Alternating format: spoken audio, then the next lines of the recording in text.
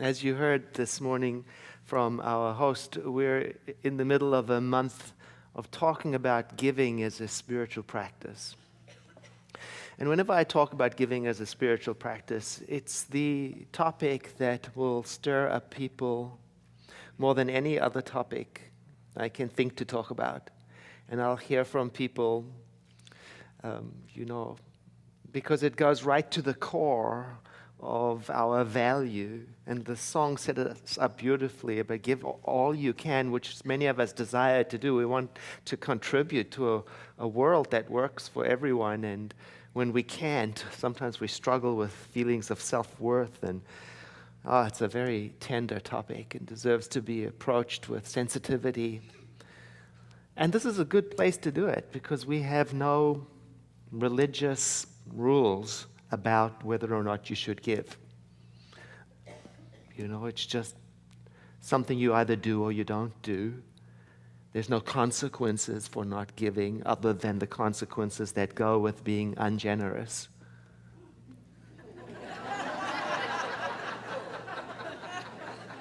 Right, but it's not a God somewhere condemning you. It's just the way of things.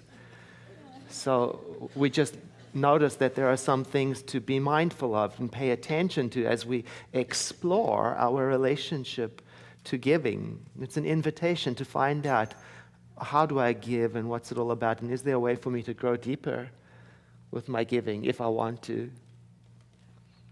So we started at the beginning of the month talking about it, the relationship between my inner activity, my attitude and energy when I give, and how that relates to my experience of being in the world. I think the topic was, as you give, so you receive, just like the affirmation said. It points to that relationship between outer and inner. Start there. How am I when I give? Am I all bunched up? Or is it joy-filled? Neither one is right or wrong. It's just associated with a certain experience of life. And then the second week we talked about, what do I have to give? And in that message was the invitation for us to see, can I think of my gift? Let me not restrict it to a dollar amount. Or dollars at all. Let me also bring into my consideration all the other things that I'm rich with, that I can give, that maybe I haven't been giving, like a smile, like understanding, like listening, like my time, like my energy, like safe passage through my thoughts. Where can I give? And let me just not think of myself as someone who has nothing to give. And let me not become someone who doesn't give. That was what we talked about. And so this week, the topic is in the form of a question, and the question is, how much should I give? And before we talk about that, let me say that there's lots of support for you in this month.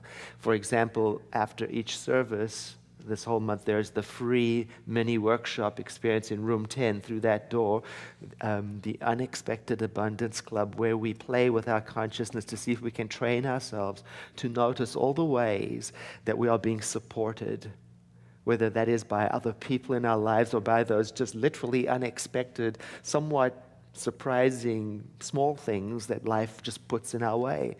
And by paying attention to that, to feel our rich connection to life again. And as we share the stories of what comes through our life, we start to notice how generous the world is and see if we can duplicate that through small ways and grow our own generosity. And you get a free resource, a spiritual booklet when you go to the workshop that you can use to keep track of your own awareness. And if you don't feel like going to the workshop, you can download it for free from our website. And then the third resource I want to recommend to you is the suggested reading for this month, the book by Lauren Tyler Wright, Giving, the Sacred Art, Creating a Lifestyle of Generosity. It's a beautiful, beautiful book. And I'm currently going back to the chapter titled Giving as Holy Obligation. and learning all about the different ways that giving as an obligation shows up in other faith traditions and the power of that. It's very beautiful. We have no such obligation in Centers for Spiritual Living. We have no obligations of any kind, really. It's more of an invitation for you to explore your spiritual life over here. Because, if something's an obligation, then I can see the connection to our topic, should. And it's a troubling word for many of us. How much should I give? Is there an obligation? And really, to find the answer to that question, how much should I give, I know I have to play around with that word should, because otherwise it can stand as a block for me. Because then I'm thinking, how much do I have to give? That's what comes up in my mind. And to be honest, when I first came to a Center for Spiritual Living, that's kind of where I was. In my early exposure to the center, I wanted to know what was the minimum requirement to give so that I could meet that, because I wanted to fit in. So I approached giving with a somewhat joyless feeling of obligation. That's really how I approached it. Didn't really get into it. And in reality, what was working in me, something was moving inside me as a block, because it was frustrating my experience of joy. And what I mean by that is a sure way to get me to do something is to tell me not to do it. And a sure way to get me to not do something is to tell me I should do it. I know it's immature, but it's strong. And if you're anything like me, then the first thing I have to do with this phrase, how much should I give, is I've got to make it personal. So I take it out of the realm of some external authority or organization or deity telling me what I have to do. Because I'm not going to go with that.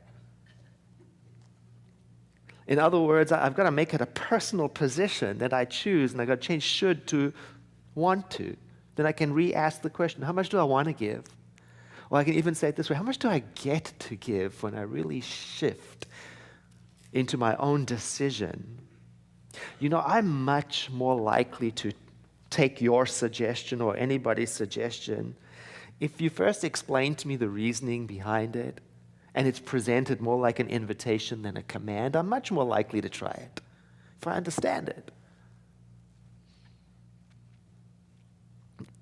But the problem is that intellectually understanding something doesn't actually lead to a true embodiment of what it's about. For example, I can understand that exercise is good for you.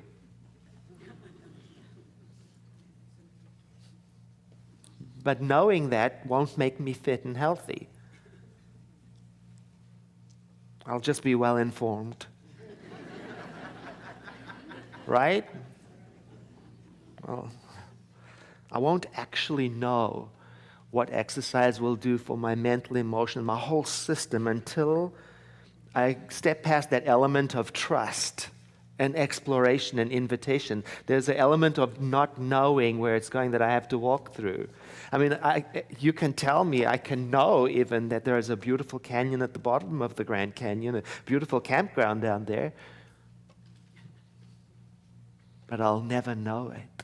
I'll never know the awesome mystery of being at the bottom there and looking up at that sky until I make the journey. I have to go. And the going is the practice. And then when I do start to exercise, then my understanding of the subject goes beyond the description that you gave to me. And then my experience is embodied now, and I'm not depending on the testimony of other people. And so then my practice becomes my teacher. The actual practice is what instructs me about the deep meaning of everything involved. See, I'm not the teacher. Your practice is your teacher, and will always take you beyond what I can describe to you.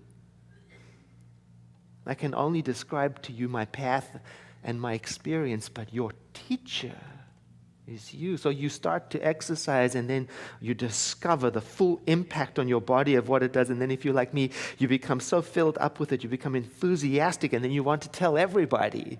And you start to tell all of your friends, and they can hear you, they can understand it, but they don't always get up off of the couch. And they might even want you to stop talking about it. You're just like sick of hearing you all glowing about your exercise, your new discovered something or the other, right? Because there's this gap. The thing is, all of our spiritual practices, many of them I would say, maybe all, are really easy to understand intellectually. You can get the description and preach about it easily. But they have to be experienced, to be understood, to be lived from. And then when you live from it, the words fall away. And then you're in the in-group. You smile because you know the words were useless. They didn't even begin to capture what it's like. They were just, in general, a hand pointing in the direction. And you had to have some sort of faith to go that direction and try it. This, the same with giving, you can talk about it. I mean, really, people tell me all the time it's their least popular topic. And so when you're really enthusiastic about it and you've lived it, and it's a real turn off to hear somebody being all enthusiastic about it when you're not there yet. So a long time ago, I made a challenge to the congregation. I said, look, I am an avid giver, and I love it, and I want you to have that experience. And I know that if you do establish a practice of giving, it's going to do something for your life. I know that. So I'm going to make a challenge. I want you to take $1 a week and give it to the Center for Spiritual Living. That's $52. And I'll tell you something, if at the end of the year you don't have a beneficial experience as a result of this practice, I will give you a money-back guarantee, no questions asked.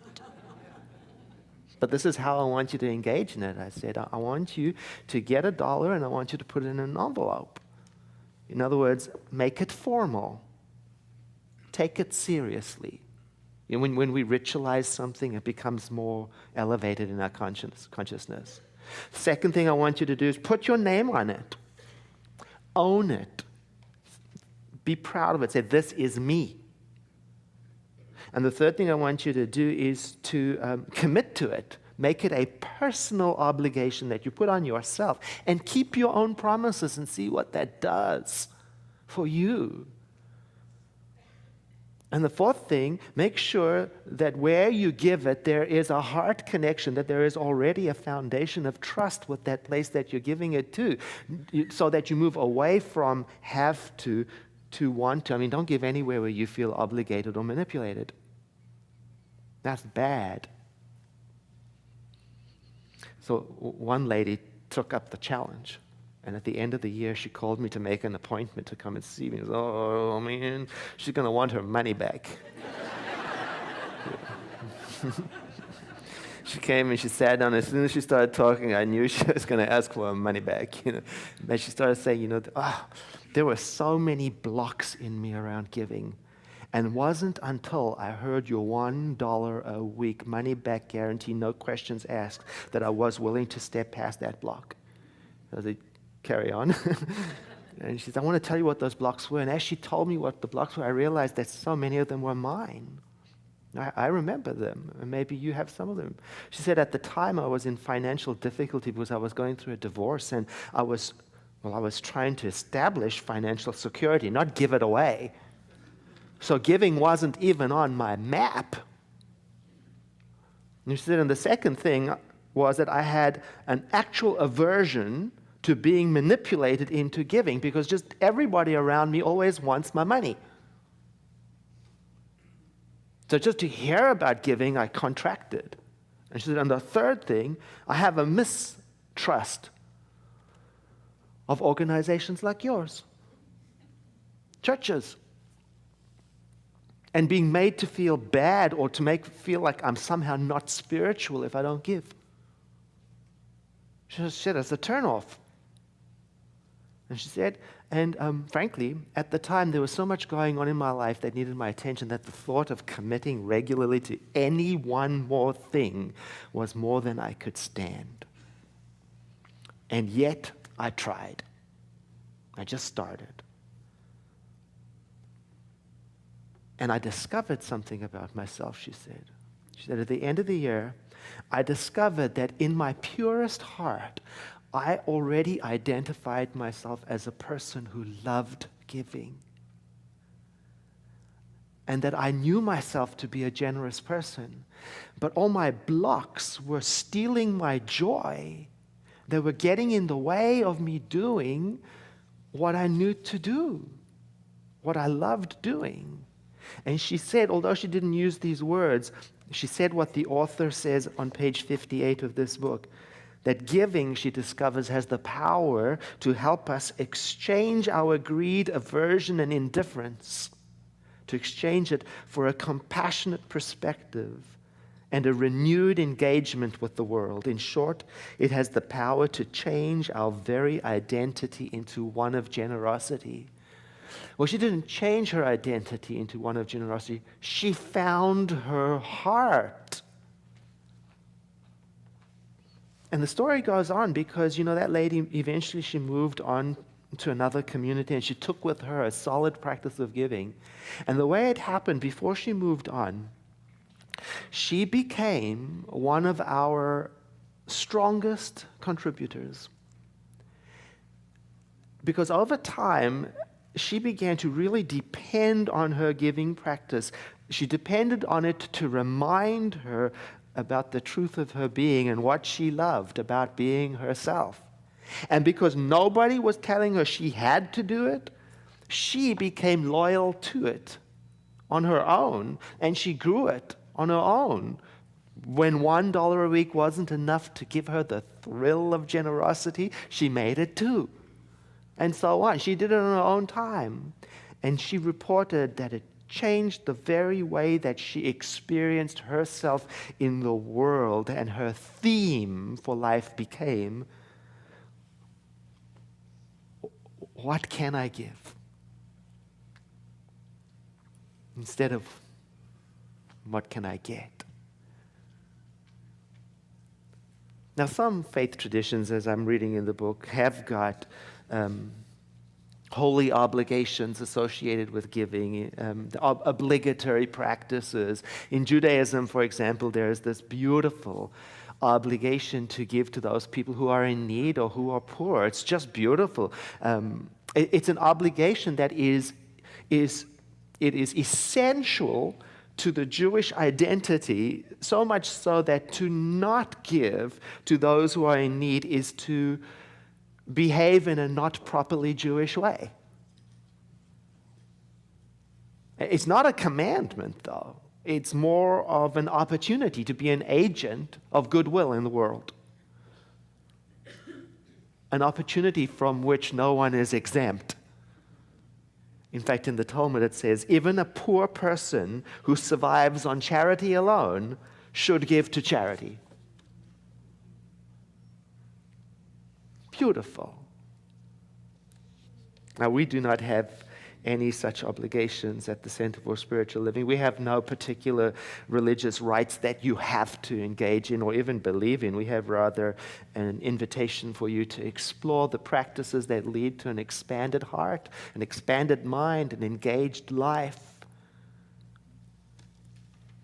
So giving is something, like I said, you either do or you don't do. No consequences other than the ones associated with them according to the way of things. No punishment, no being overseeing what you do or you don't do. It's the path of your own heart. So as a result, in our early years as a developing center, a community, our giving was kind of unpredictable. We never really referenced it or put any outline on it. And in a way, what happened is the giving to the center, like, when we passed the tray, it was sort of associated with the emotional experience that people would have or not have on any given Sunday morning. Now, what I mean by that is if the message was good, or if the music was good, or if I was moved, then I would be inclined to contribute. And if it was particularly good, I might give a little more. That's a lot of pressure.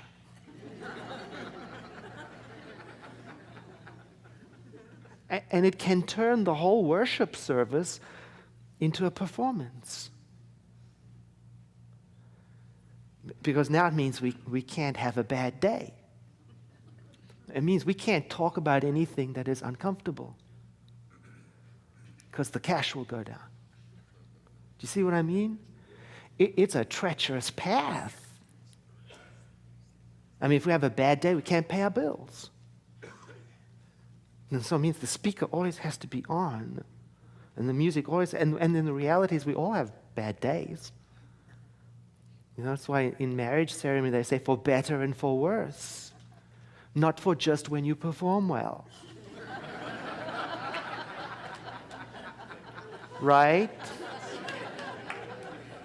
So we had to have a mature system so we could move away from the concept of spiritual entertainment to a relationship. We had to talk about it, and you had to have an open-hearted conversation about money, not because it was a holy obligation or because it was mandated by some spiritual concept, but because it was a informed, conscious choice as individuals when we thought about the bigger picture of what does the Center for Spiritual Living mean to me? What is its place in my life?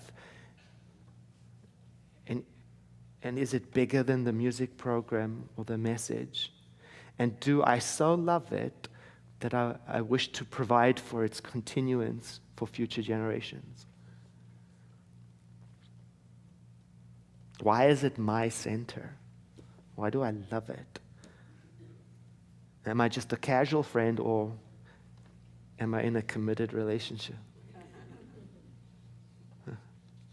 And we had those conversations. It helped us move into deep relationship, shifted us away from being spiritually entertainers into taking ownership of our center. And it came to pass that we became a community of people who could count on each other to support the center in good times and in bad times.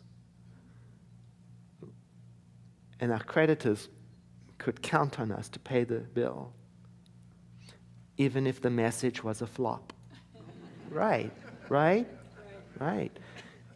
Even if we were on vacation and not present in the room, we could count on each other because it occurred to us that we liked the idea of the center and that jointly we had the power to choose and see to it that that would happen for future generations. There's no magic. It's integrity, commitment. And things started to change, you know, all those years ago when we started having those conversations. And we learned something like the lady who learned when she took the $1 a week commitment. We learned that we love to give. And that it opens us to who we are. So now when people say to me, how much should I give? I say, I don't know.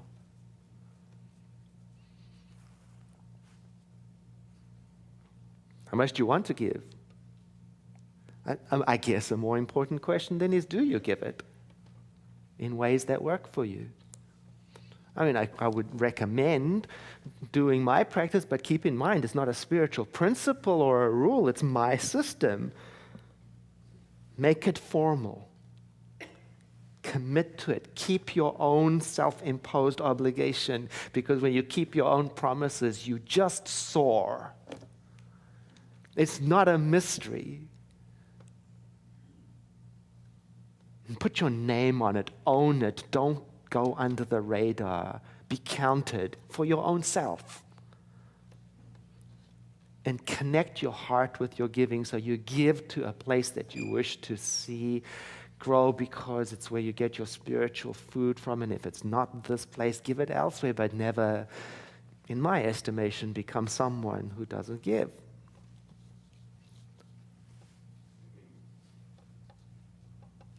And the bonus piece of this whole message is a little teaching that comes from the Center for Spiritual Living. It goes like this.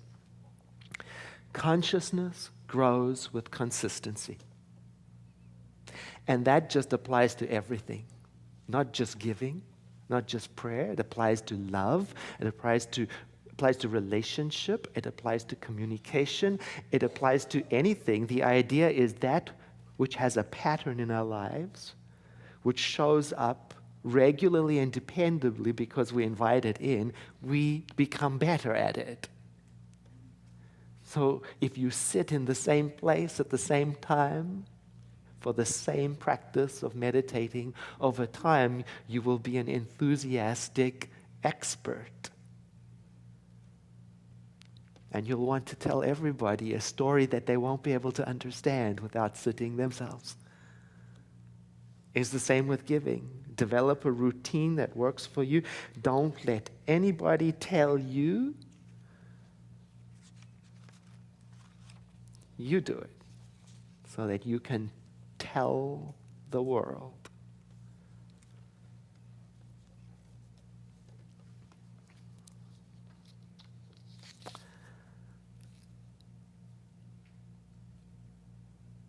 I think really the key to it is it's breaking a cultural idea, really. Giving has less to do with the quantity and the amount than it has to do with what is alive in you during the act of giving. I really think that's it. I mean, if that's the thing I could give to the world, is to stop measuring our self-worth and our joy by a dollar amount.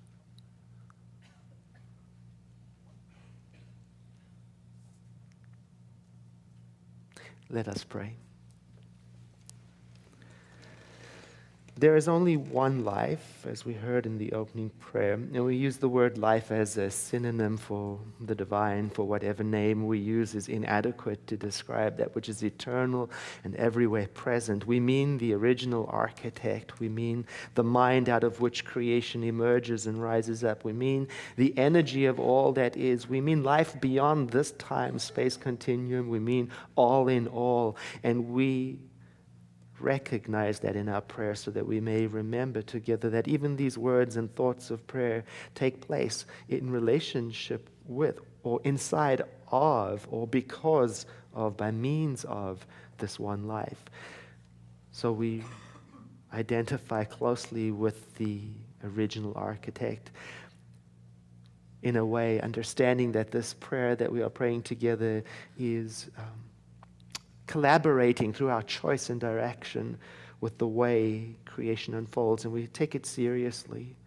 So we pray today to discover, to rediscover the truth of our being, that pure, plain, innocent self that loves its generous nature, so that we, through reacquaintance with it, may become again free-flowing, innocent, pure, beautiful, and contribute to a world that works for everyone. In deepest gratitude for praying together and for the shift in consciousness that takes place as a result of our prayer, and trusting the spiritual laws of the universe that deliver to us the content of our prayer, I release it in faith and trust abiding, and together we say, and so it is.